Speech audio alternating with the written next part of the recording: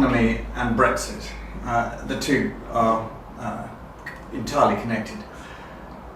We have a fantastic, thriving economy here in West Berkshire with 0.8% unemployment, one of the lowest unemployment levels anywhere in the country, anywhere in Europe.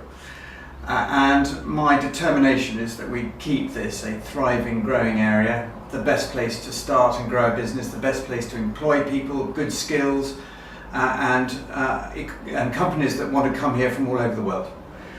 And obviously hanging over that is making sure that we get the best Brexit deal that ensures that companies like X-Track in Thatcham can still export its high-performance gearboxes competitively to France, Germany and Italy, that Edwards Life Sciences in London Road in Newbury can still export its world-beating heart valves all around the world, and that a company like Berenson in Hambridge Lane can still employ the people it needs in this service sector that it thrives in. So making sure that we have an economy that continues to grow and that is secure for the businesses and the people who work for them.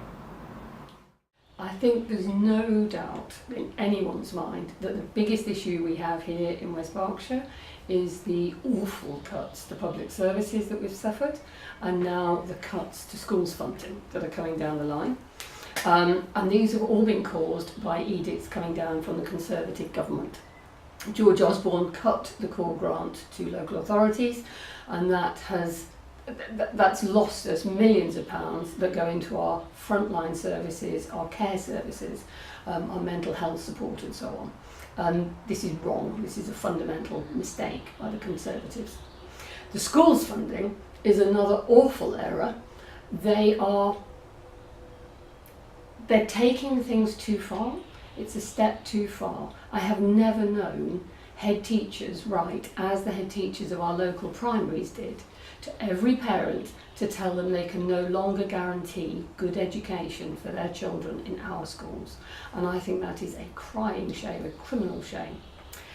Liberal Democrats have fully costed plans to put £7 billion into the education system, to restore the per pupil funding and to triple the early years pupil premium. If you get it right when the kids are small, then that feeds through the whole system. If we don't get it right when kids are young, then secondary schools end up picking up the tab and the whole system crumbles. So I would say the biggest problem is funding, and it's funding cuts that have been made by the Conservative government. In West Berkshire, as in the rest of the country, there's a crisis growing in the funding of social care. A crisis that won't be solved by the imposition of a dementia tax. Since 2001, the number of elderly people living in this district has increased by 23%, and over the next decade it's projected to increase by another 34%. This will mean another 8,000 pensioners living in our district, many of whom will need some form of care. Funding to provide dignity and help in old age is part of a civilised society, but panicky and ill-thought-out schemes will make matters worse. Nobody should have to face the eventual sale of a family home to pay for the bad luck of being old and ill. Labour will increase funding by £3 billion in the first year and build a consensus for a national care service. To end the lottery that may see many people in West Berks have to pay for their care with their homes. And we will stick by that pledge. The people in the area deserve a proper answer to the biggest issue facing West Berkshire, not a dementia tax and not spin.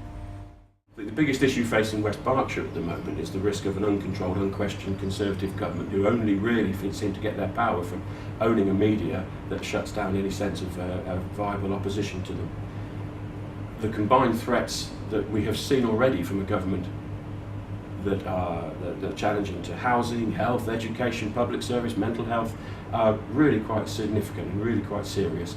And I think people in West Berkshire have shown that they don't buy into that view of what this area and our country needs to be. I think the way to solve that problem is to take power away from Westminster and to put a lot more back into local democracies, to engage people in the decision-making process and really address the issues in the way that is important and valuable to them. So I think enabling local people to decide how funding is collected and spent is the right way to address some of the issues and to challenge the real risks that this potential government has for us. Well, I think the biggest issue for everybody, not just West Berkshire, is austerity. The fact that we have no money for the services we think we should provide as a society, let alone have no money for the things we desire as a society. And it's the whole reason I'm standing in this election, is to bring about awareness of the fact that we don't have to carry on the way we are. There's a strange system whereby government can only gain money to pay for services, either through taxation or, when the tax money's run out, borrowing money from the banks. The bit that people don't fully understand is that the banks, and when I say banks, I'm not talking about your high street branch where you pay in your cheques or set up your standing orders. The big glass towers in the City of London and on Wall Street, banks, when governments go to the banks and say, we need to borrow money, the banks just tap a few keys on a computer and create that money out of thin air. It's a difficult concept for everyone to get their heads round, but that's effectively what happens. But then the government borrows that money and we have to pay interest on it, and we have at some point to pay that money back. What I'm trying to bring about is a notion that we change who owns the money. The government own the money, and we can have money for our needs and desires. What we need to do is nationalise our money supply.